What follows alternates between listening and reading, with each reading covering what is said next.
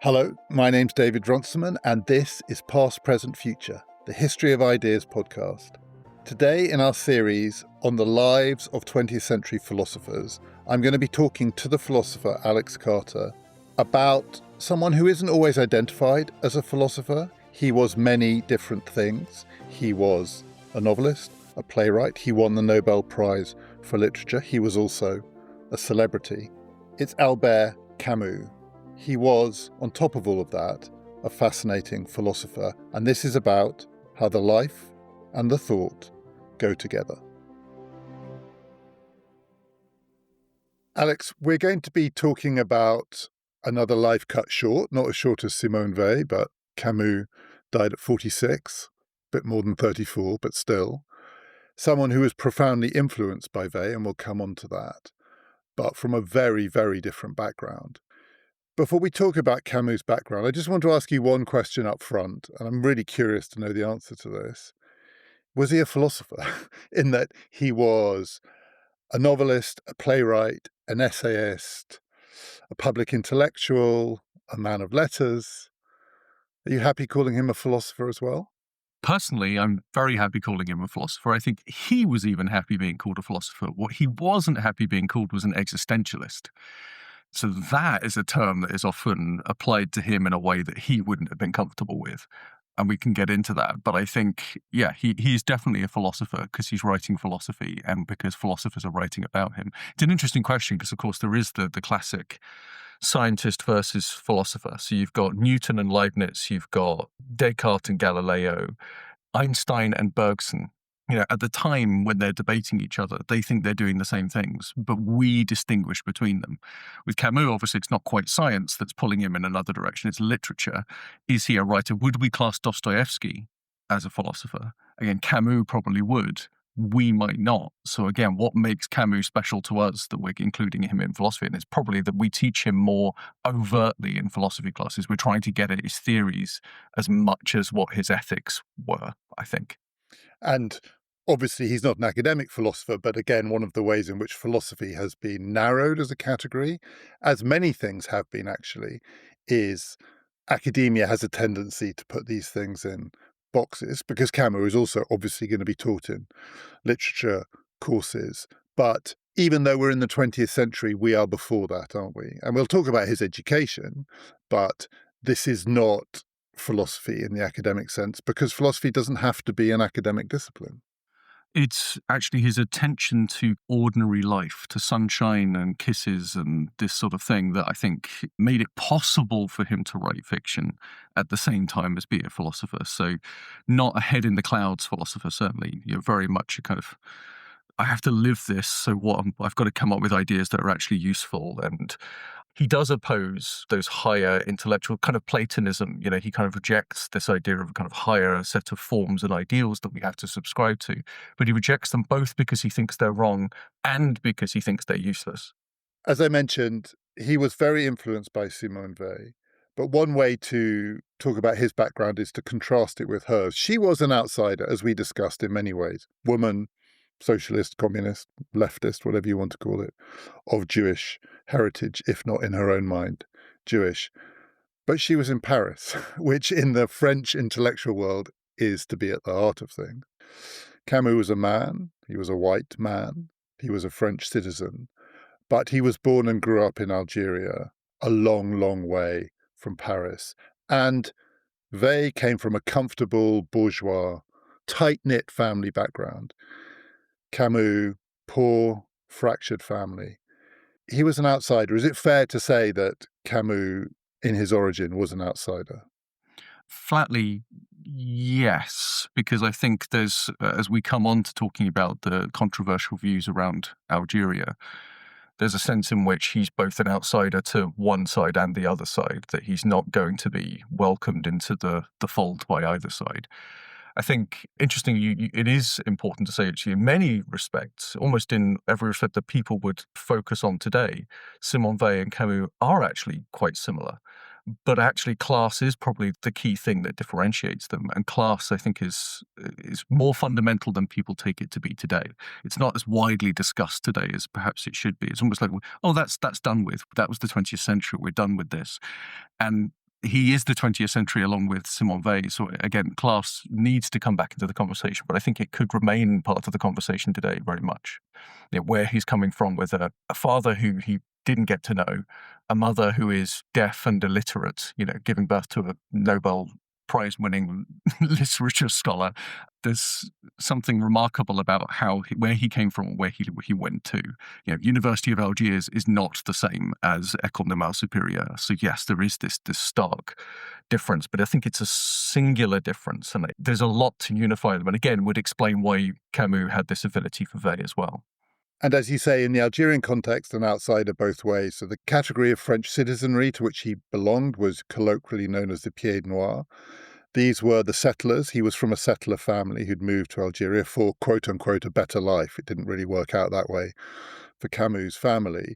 But French, he's part of the colonizing class. These are the occupiers, and there will be a war in Algeria, which will be to throw out the occupiers, to throw out Camus' people, his type. And yet, as you say, his mother was deaf and illiterate. He was poor. It was a real hard-scrabble life. And as seen from Paris, these people, these poor, illiterate Pieds Noirs, they're not Parisian intellectuals. They are the other all the way over there.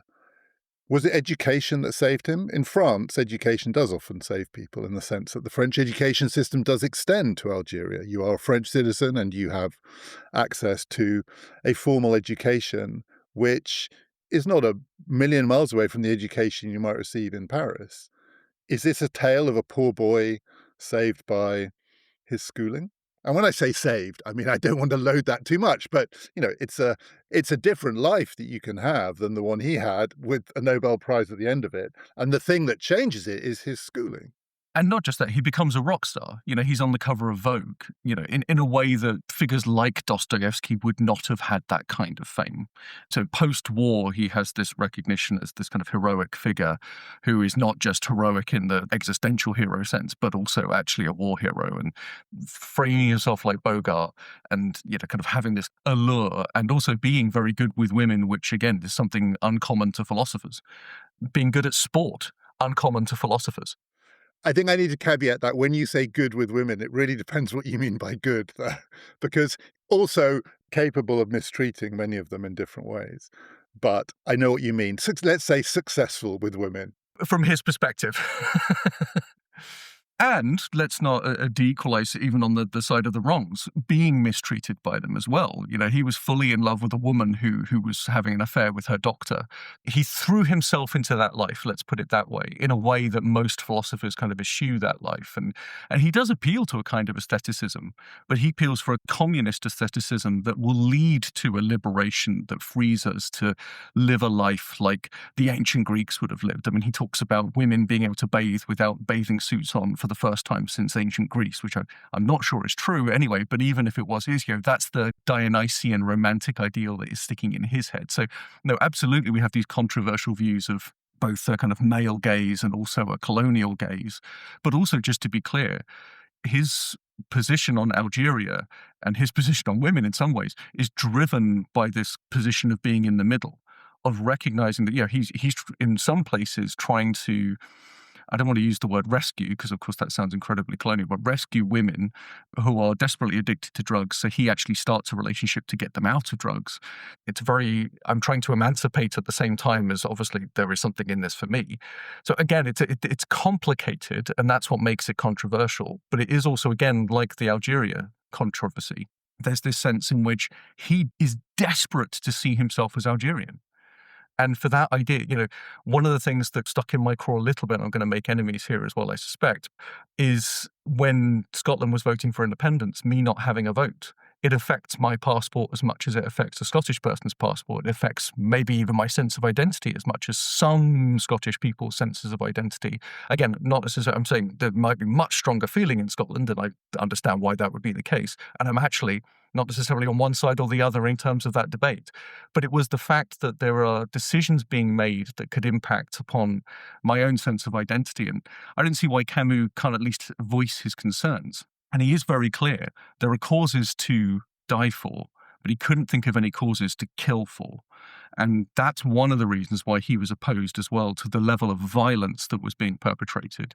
You know, there's a line, he says, "At this moment, bombs are being planted in the trams in Algiers. My mother could be on one of those trams. If that is justice, I prefer my mother." There is a very personal thing. And again, very unusual for a philosopher to be personalizing this kind of discussion as well. Normally we would go to is there a jus ad bellum or a jus ad bello justification for this kind of act? And he's not talking about that. He's talking about, how does this impact my sense of identity, my mother, people I care about? What does it do to Algeria?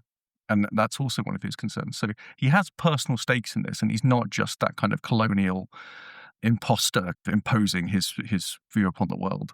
Again, I'm not saying it's not controversial, but I am saying he's a complex character in the midst of all of this stuff.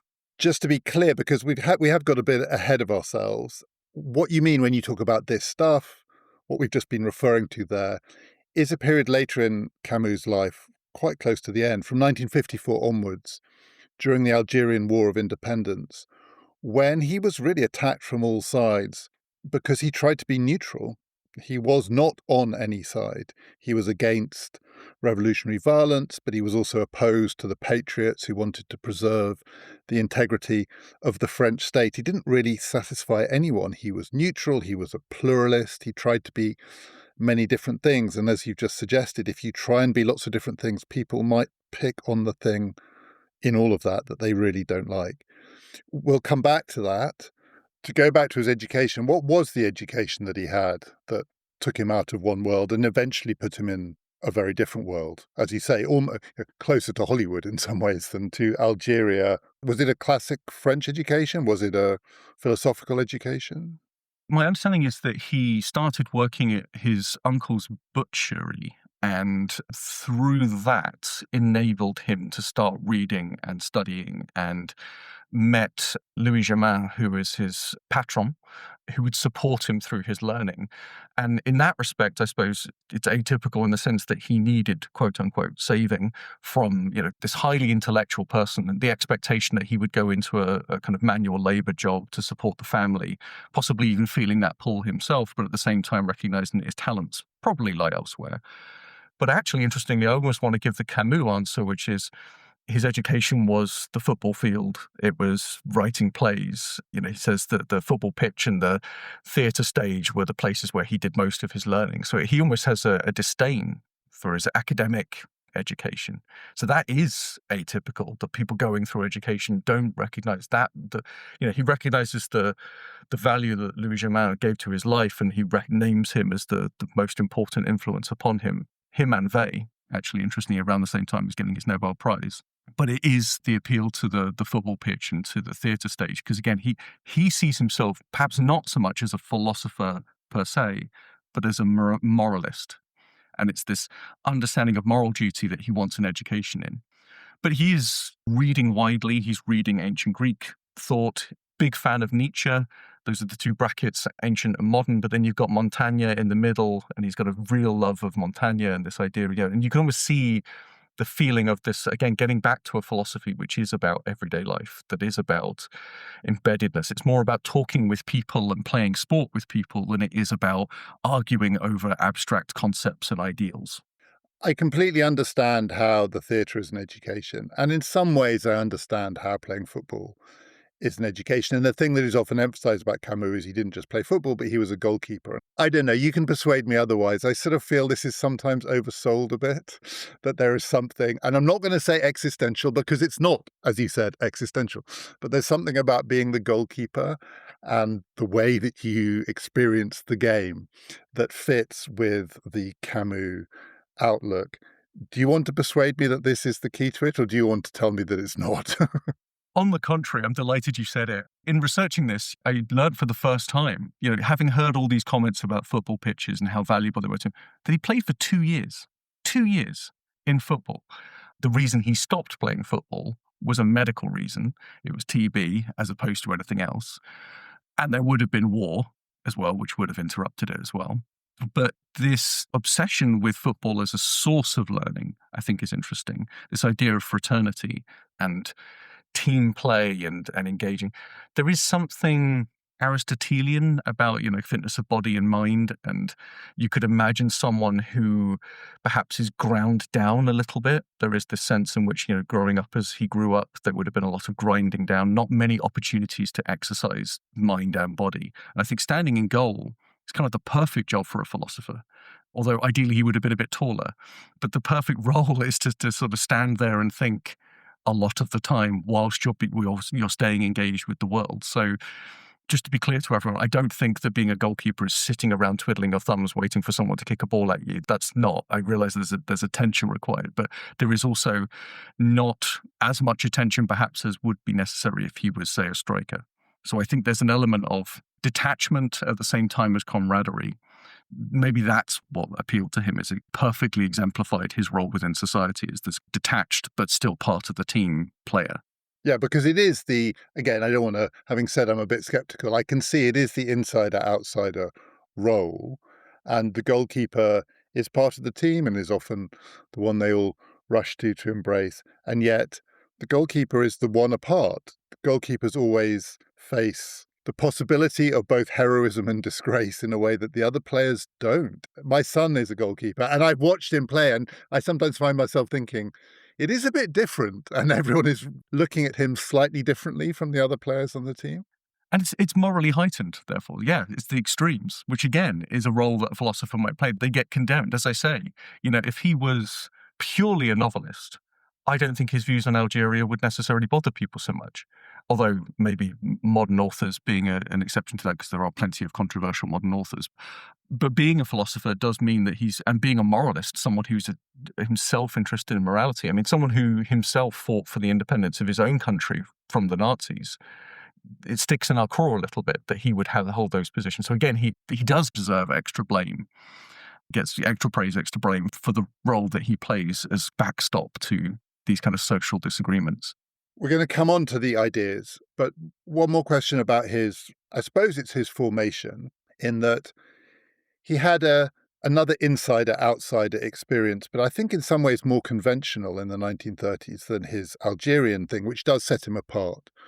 And that is that he, like many young people, joined the Communist Party and for a while was inspired. And then he became disillusioned.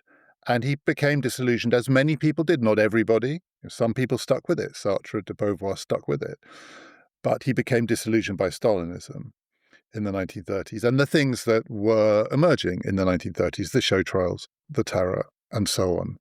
The beginning of an understanding that this was a form of what would come to be called totalitarianism. In Camus' case, do you think it is the conventional story that, as with many others, early idealism replaced by the scales falling from his eyes and an awareness that it didn't work out the way that he had hoped, or is there something more going on than that?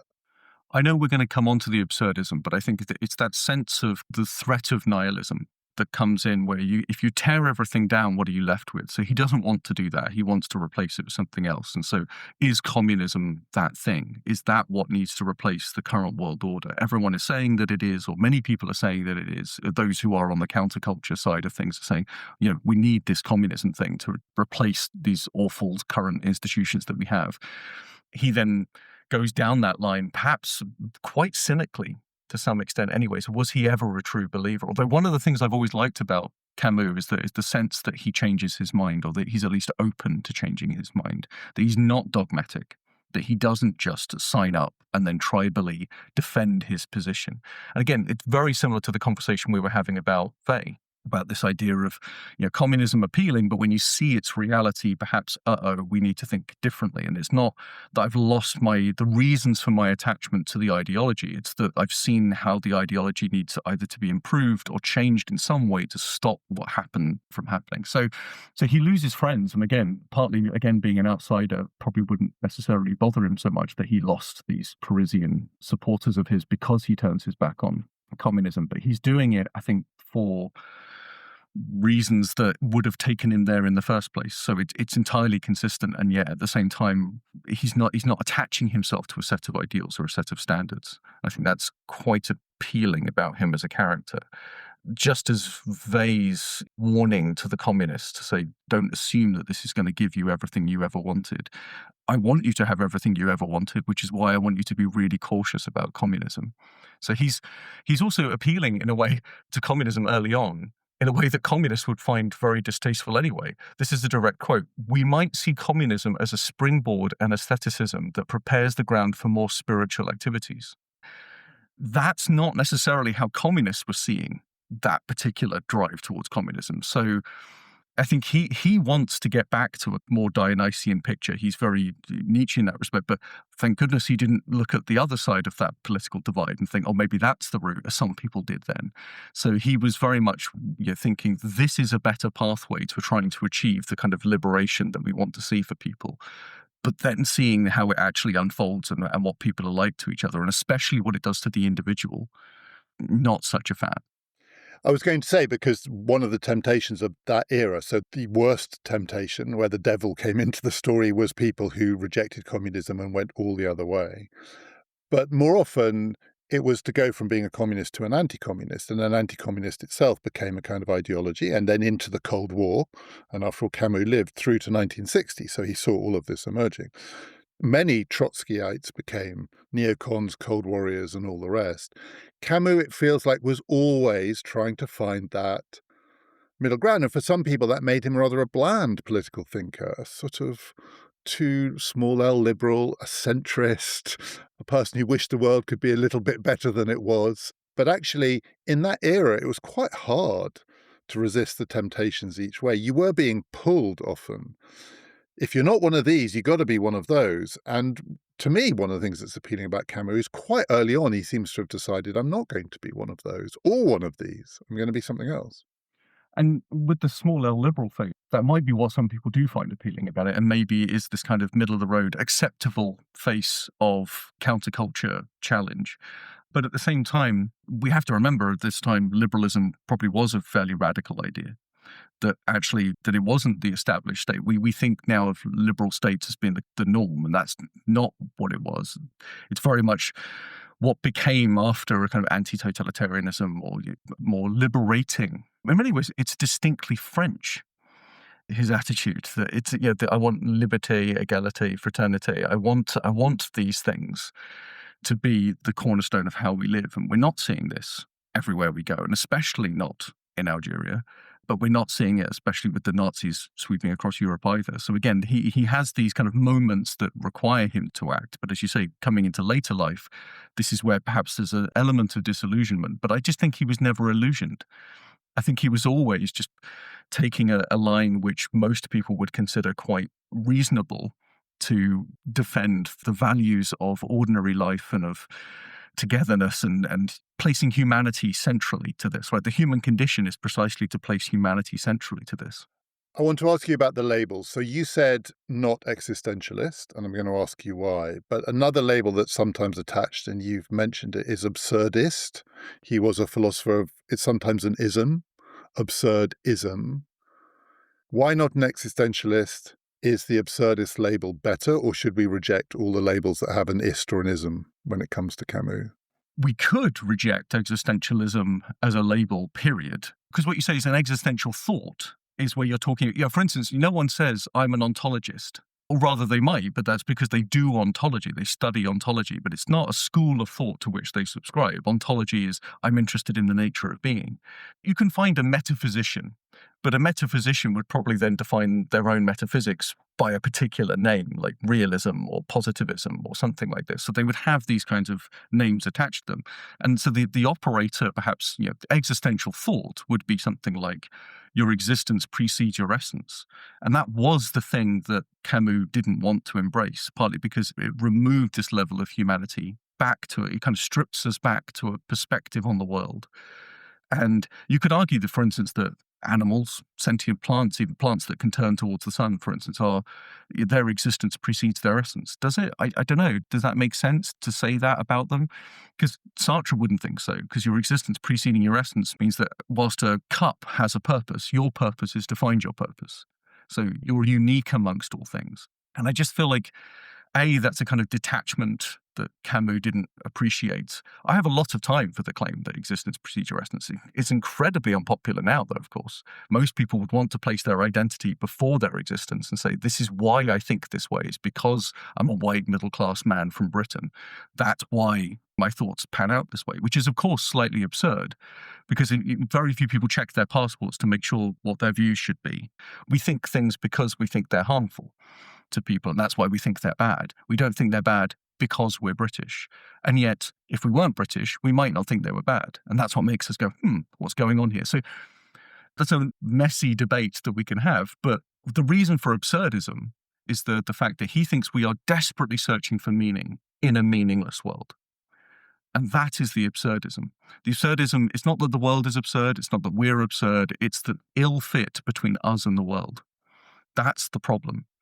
And that harkens to one of the only other great absurdists that people reference, Kierkegaard, who, interestingly, by the way, just again, in preparation for this, I was kind of looking again through Camus' life and thinking, in some ways, he is following the three stages of life, the stages on life's way that Kierkegaard talks about, going from aesthetics to ethics to religion. Doesn't ever quite get to that last one, maybe, but the transition that he's taking in these things, for instance, saying things like, we might see communism as a springboard and asceticism that prepares the ground for more spiritual activities. What are those spiritual activities? Women bathing without bathing suits and men jogging on the beach and making gestures that we haven't seen since the ancient Greeks. This impassioned way of living. Well, that's this kind of aesthetic framing of things. And then comes the moralism, and actually, seeing the war in Algiers and having to take a stance on it and then revising the stance, etc., becomes a kind of ethical position. And he does have these cycles in his work, right?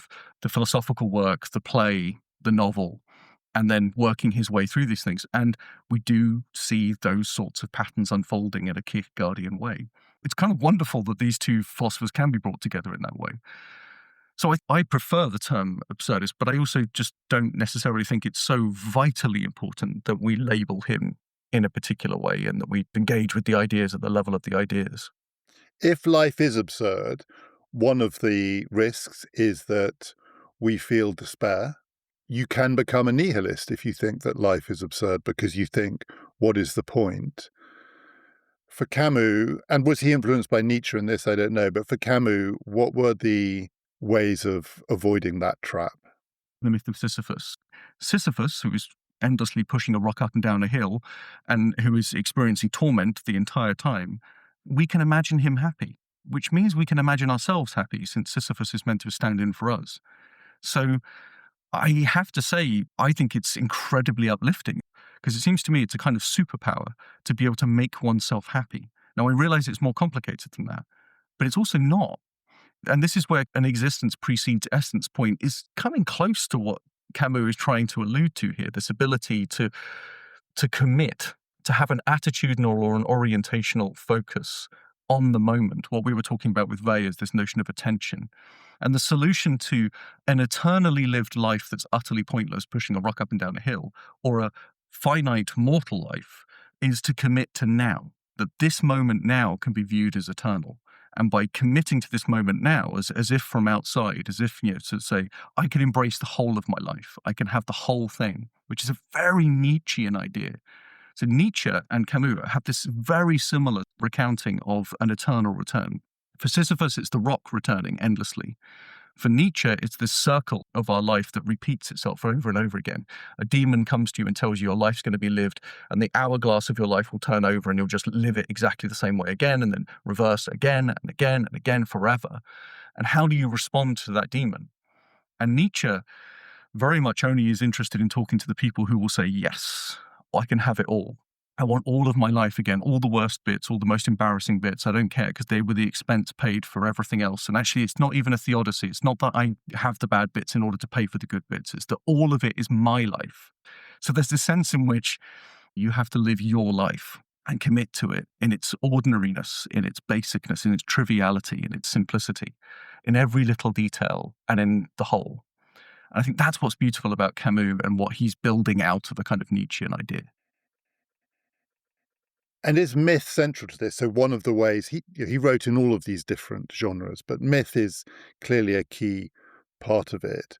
Is the mythic imagination one of the ways in which we can, so not just that specific myth, but more broadly, one of the ways that we can access this? Is it, among other things, about beauty as well? I mean, is this about, it's got to come to you in a way or in a form where actually something about the, I guess, aesthetic experience is the thing that opens up to you the possibility of how you could embrace it.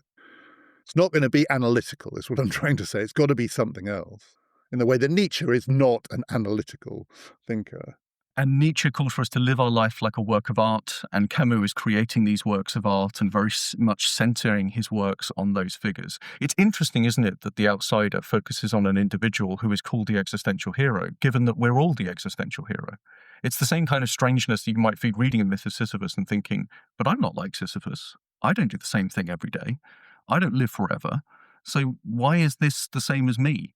And it's because what the moral that comes out of that it needs to be told indirectly, is what Kierkegaard would call indirect communication. And what he would point to in those instances are things like parables that have this ability to sort of call out the power of an indirect communication. And philosophy is a lot of this. Why? Because if you talk directly, you will almost always end up in circles. And circular reasoning is generally assumed to be fallacious reasoning, especially if it's a vicious circle. So typically all philosophy is an attempt, as Douglas Adams put it, of throwing yourself at the ground and missing. So you've got to kind of do this thing of deflecting away from the obvious circularity of your claim. And a good example of this would be Wittgenstein's ladder, which he says you have to climb to realize that you can't climb. Only once you finish the Tractatus do you realize that I couldn't have started the Tractatus, that it can't be written, but only because it's written do you know this. So it's a circle, but it's performative. So the change that comes about in you is performative. And I think that's the kind of writing that Camus was most interested in. That's why he can write fiction. That's why he uses myth. It's not myth as history or myth as imagery or artistry. It's not presenting you with a picture unless that picture is to bring about change. The later Wittgenstein, of course, used literally a mirror. He said, my philosophy is a mirror that I hold up to you to show you your own thinking. And I want to leave everything as it is, but of course, change will inevitably happen if I show you how you think. And so Camus, by reflecting back at some aspects of ourselves in this unfamiliar way, making the strange familiar and the familiar strange, as William James put it, taking us out of ourselves to show us what we truly are, we have this moment of powerful change and reflection. He probably became disillusioned about how powerful that change was. And generally, most people are quite disillusioned about how powerful those changes are, because indirect communication is usually much less effective than the other kind of indirect communication, which is force and violence and these sorts of things, which he would have seen so much of during the 20th century. L'étranger was published, I think, in 1942. One of the, I guess, challenges of having an absurdist outlook on life, and we talked about this a bit in relation to Weil, who was not an absurdist, I don't think, but living through the worst of times and times in which the moral stakes almost couldn't be higher. So Camus did become part of the resistance. This is an occupied country. So he's now living in mainland France. He's in Paris. The Germans are there. Choices have to be made every day. Moral choices, awful moral choices. And decisions have to be made, including the decision to act, to take action, to decide that you want to achieve certain outcomes. And at the same time, he is writing the works for which he is known. I don't think when people read L'Étranger, they think of it as a Second World War book. I don't think. I don't know. And yet it comes out of that time. So it is one of those things that's quite challenging to sort of put together this consistent philosophy that runs from before the war, through the war, and after the war, maybe leads to disillusion, maybe leads to a turn towards religion. But the life lived is lived through those years of intense choice, moral activity. The stakes are very high. It doesn't feel like the stakes are absurd. Maybe there is a way of framing it that they are still absurd, but those two aspects, the resistance fighter and the absurdist novelist and playwright coexisting. Maybe it's my lack of imagination, but I find these things quite hard to line up. The reconciliation of absurdity and seriousness, there's very little said by philosophers on humor. And it's partly because there's this feeling that philosophy should be serious and humor is generally frivolous. So we can't really engage with those types of thing. And partly also there's a history to it because Socrates was made fun of by Aristophanes. Was this one of the reasons why he was ultimately put to death? This then gets picked up by the Christian church, which is not necessarily a fan of laughing at God, let alone priests. And so the Enlightenment you would hope would come along and lighten the mood, but sadly not, because you then get Enlightenment thinkers who think, I am God and I don't want to be laughed at. So there's this general antipathy to frivolity. But the absurd is not that. The absurd has this cold indifference to it. So the absurdity is that the Nazis rise to power when they have no business being there and probably aren't as popular as there is this assumption that they would have been at the time, and that actually they don't deserve the severe levels of power that they were granted, and all these and they're acting out of weakness, not strength, and all these kinds of things. So you can sort of render something absurd through an analysis, and it's not an incorrect analysis, not even a biased analysis. It's just once you look at something in detail, as Schopenhauer says, a life is typically looked at as this tragic story. But if you go into it in detail, you realize just how trivial and comic it is. So we all want to be this tragic hero of a story, the protagonist in a very, very sad tale. We're the hero beset with all these challenges, when the truth is, I just need to sell a few more plastic lobsters and then we can make ends meet and I can, and that kind of absurdity of the silly little details, if only I hadn't, and I had a jippy tummy that day, I would have been able to get that job interview and then get the job, and then my life would have been fundamentally different. So all these kind of little foibles and very basic, ordinary, everyday stuff that get in the way. So ultimately, what brings down great people is these tiny little things often, or even if they were very big things, they were very big things set in motion by people who probably don't necessarily deserve the credit given to them for those kinds of actions. And I'm assuming you could say that this is heightened by circumstances like being a member of the resistance in France during the Second World War. Who ended up as a hero, who ended up as a villain, who got to tell the tale, who didn't live to tell the tale. The conditions that produce those outcomes were not grand. They were trivial often. Accidents, fate. Again, seen from another angle, might almost be funny if it wasn't that someone died because this person took a wrong turn and that person, was sick on that day. But that's the real story here. It is not a story of heroism. Yeah, the very quick example is the scene in Inglourious Bastards where he holds up the wrong three fingers to indicate the number 3, as opposed to the other 3 fingers. So it marks him out as British, not German. And a whole mission, to the most important mission that you could possibly be going on, falling down because you don't make the right gesture, or the wrong word is said at the wrong time. So tiny little things being the thing that cost empires. He's aware of this, and that's the level of absurdity. It's why should Hitler get his wish? But there were plenty of other tin pot totalitarians who didn't get their wish. There were plenty of other people who would probably have been very good, strong leaders in that country who didn't get a shot. Why didn't they get a shot? Well, probably something utterly absurd.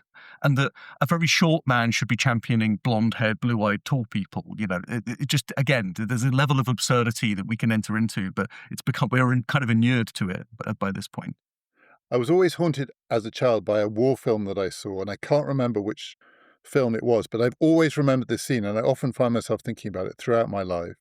And I'm now thinking about it again. I've not connected it before to Camus and absurdism, which is, I think it's a film about D-Day, and we're following a group of soldiers who are being trained, and one of the things they're told is they're going to be given this little clicker which will allow them to let each other know that they're in safe company. So you find yourself stuck behind a hedge, you go click, click, and if you hear a click, click back, you know it's your people. So the soldier is behind the hedge, he goes click, click, and he hears a click, click back. He comes out and he finds that it's a German who's cocked his rifle and gone click, click, and he gets shot in the stomach. And I think I was sort of 8 or 9 when I saw this, and I've never forgotten it. Now, I'm now thinking because what I was seeing was the truth of this whole thing. And I remember at the time thinking, why didn't the people who invented the click click realize that this was going to happen? But that's not the point. The point is, this is the story. Or the Great Escape with the good day, and just the throwaway comment being the one that catches you because it's trivial. Precisely because it's trivial, it gains its significance. Yes, and a really good example of just the little things. One doesn't have to be turned into a beetle and have your life completely upended for it to be meaningful. It can be something as simple as you were holding a gun, you pulled the trigger to see what it would be like to pull the trigger. That's literally it. I mean, again, I don't find anything particularly heroic about Meursault. It's one of my biggest challenges with L'Étranger.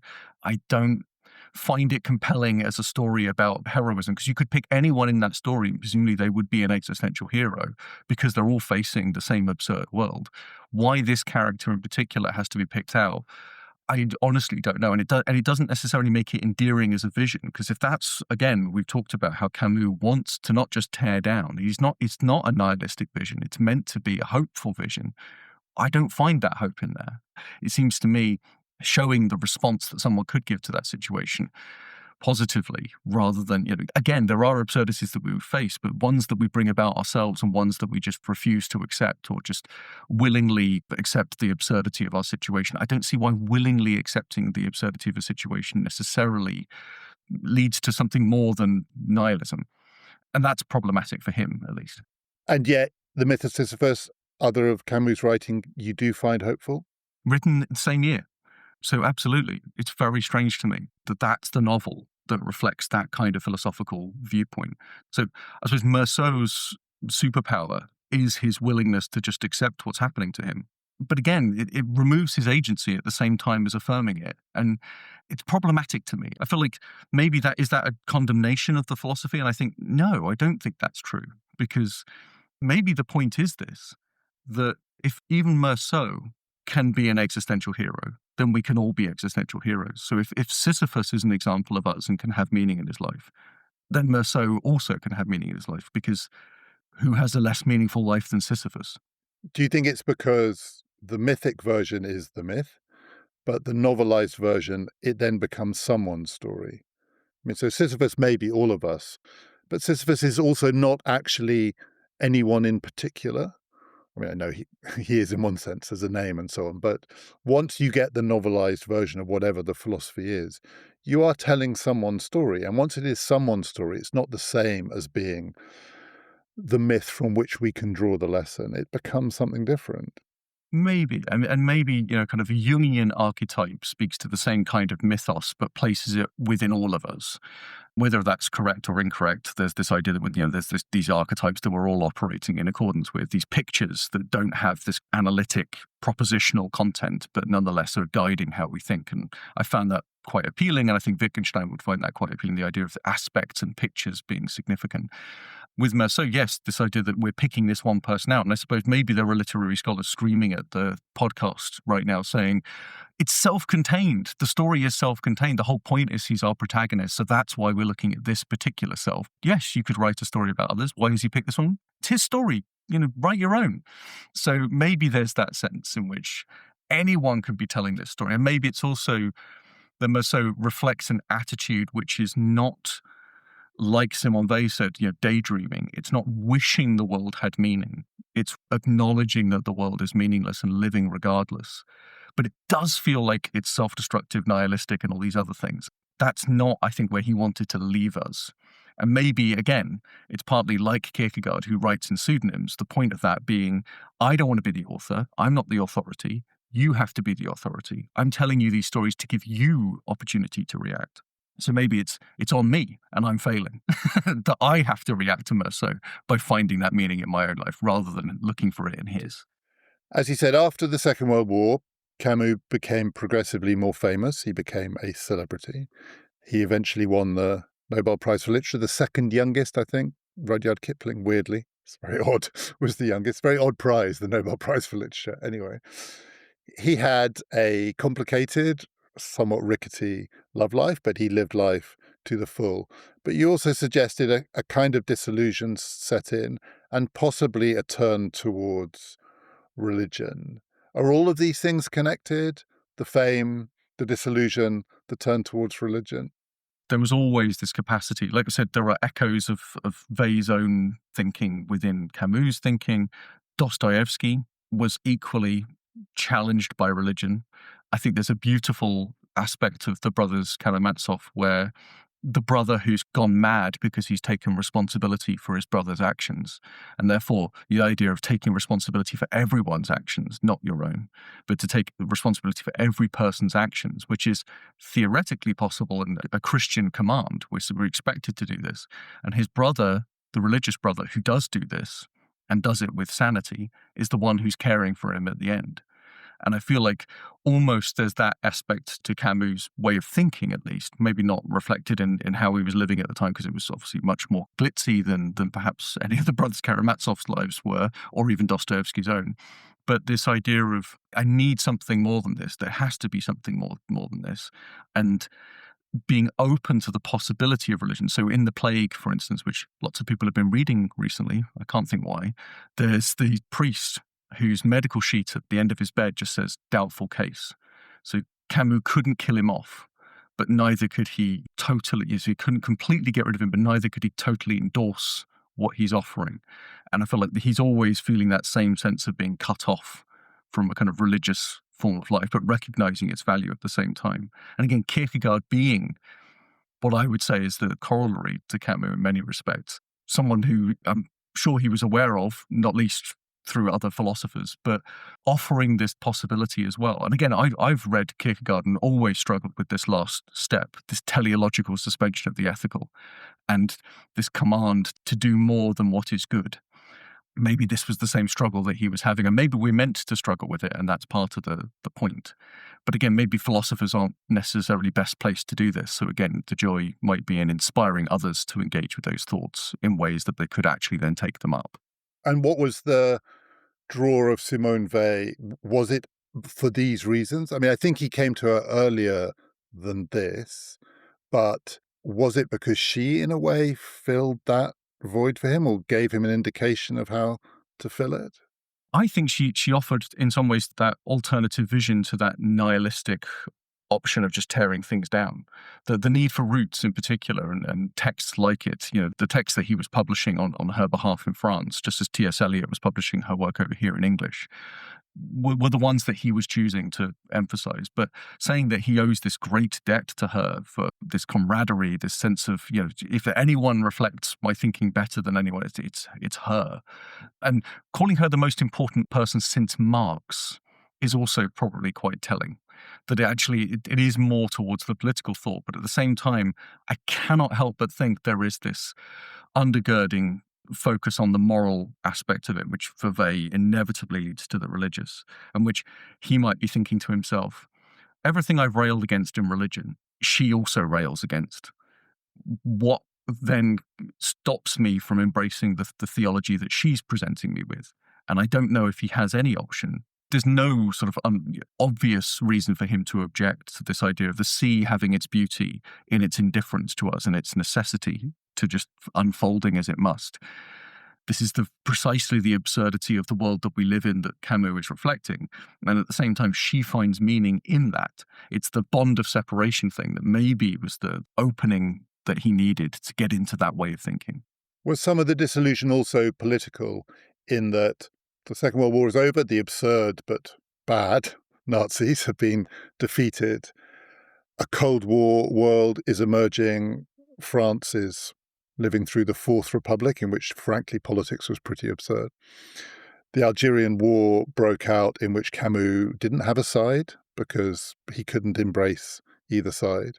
And the things that he wanted, the very human things he wanted, which maybe were more accessible during the war years, are squeezed in a way by the politics of this period.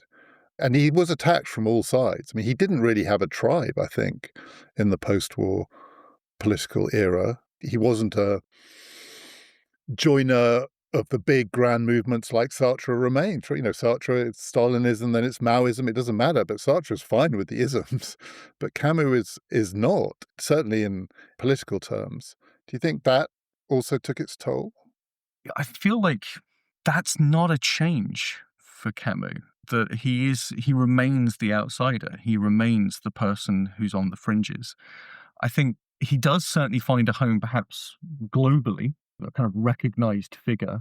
And it should be said, he was an advocate of a world state. He wanted to transcend national borders. He had an ideal vision of a politics in which we were all one sort of brotherhood of man. And maybe it's in a kind of naivety that, how does that come about? And he's not the person who's going to look into the technical detail. I mean, not least because it does seem somewhat futile to try and argue that the way to deliver on this, given how many people might try to deliver on this and themselves end up becoming self-serving, double-dealing people in politics, right? They don't start that way, but that's how they end up. And even there, they've got as much control over themselves as they would have over anything, and yet they still end up in that place. So he's not naive to recognize that both the ordinary, whatever you choose as your philosophy, becomes a double-edged sword. So if you argue that God is good, you've now got to explain evil. If you argue that the ordinary is what matters, then you've got to explain why you now want some profound change to happen. So, profundity can't come out of ordinary, can it? Or if it does, that's a problem you've got to explain. So he does have these challenges, and no one could be more acutely aware of them than him in talking about the fact that he may want the world to look like this, but the absurdity is that he also knows that most people would want this. But he can't bring this about. He wants this brotherhood of everyone and everyone being comfortable, but knows that for some reason we're self-destructive, but resists the rebel, and he's resisting this tendency to just become nihilistic and to give up. But he's not naive, so he won't just say, there's a one-size-fits-all solution to this particular problem that will fit everyone in every country, in every situation, and we'll just fix it all. So he is quite a pragmatist. So I guess maybe he died too young. I don't know. Maybe he needed time to sort of flesh these ideas out, but I suspect he probably would have become somewhat of the villain over time. So that was going to be my last question, because there is, with someone who dies relatively young, there's always a shadow life. There's the life and there's the shadow life, which is what might have happened had he lived. He died age 46 in a car crash, which also cemented his celebrity in a way. He's now if you go online, he's in those lists of famous people who died in car crashes that runs from James Dean and Jackson Pollock to, I don't know, Mark Bolan and Princess Diana. And Camus absolutely sort of belongs in that list. But he died at 46. He could have lived another 46 years. He died in 1960, so he could have gone into the 21st century. And I don't know, you've hinted at it, but I don't know how it's possible to imagine the arc of a life, the longer version. People who die young, it feels like that's. And Simone Weil seems to be a good example. I don't think it does make much sense to sort of say, what would the next 34 years have been like? But with Camus, maybe, I don't know. Maybe there is a question of how this would have evolved through the 20th century as he watched Sartre and Beauvoir go down there, and you more clearly delineated the alternative route that he was trying to take. If I can take liberties with this and imagine him genuinely taking this line that becomes ultimately religious, being the outsider would require him to be the kind of religious person who would frustrate religious people and at the same time annoy the people he's left behind who were traditionally atheistic.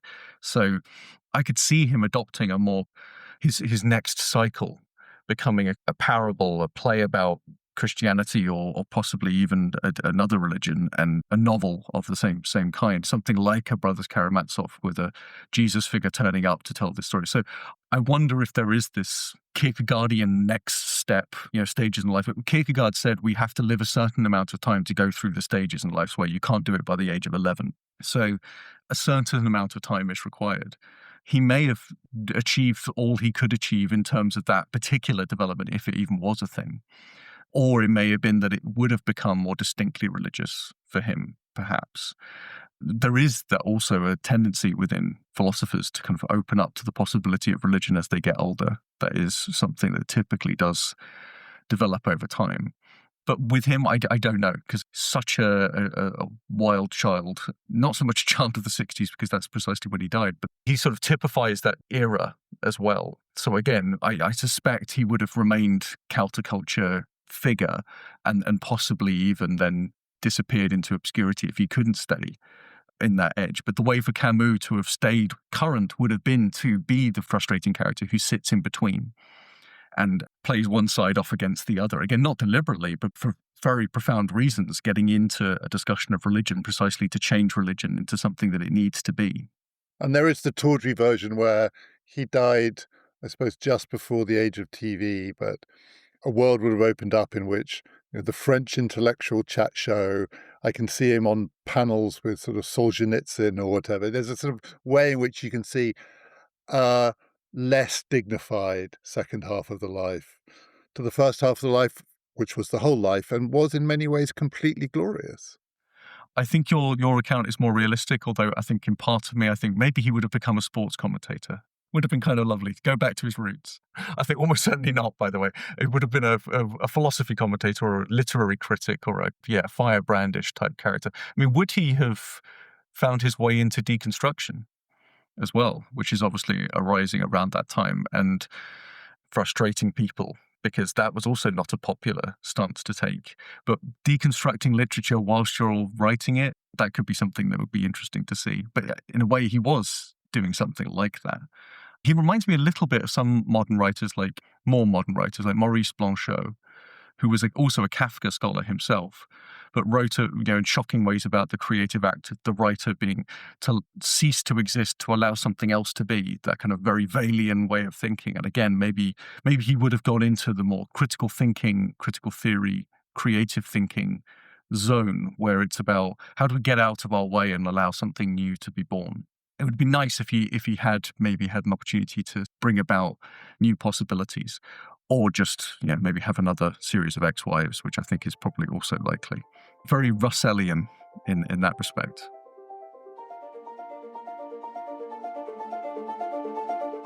Next time in the lives of the philosophers, we're going back to Nikhil Krishnan and we're going back to Oxford to talk about someone who is less well known than the people we've discussed so far. Well known in academic circles, not much outside of that.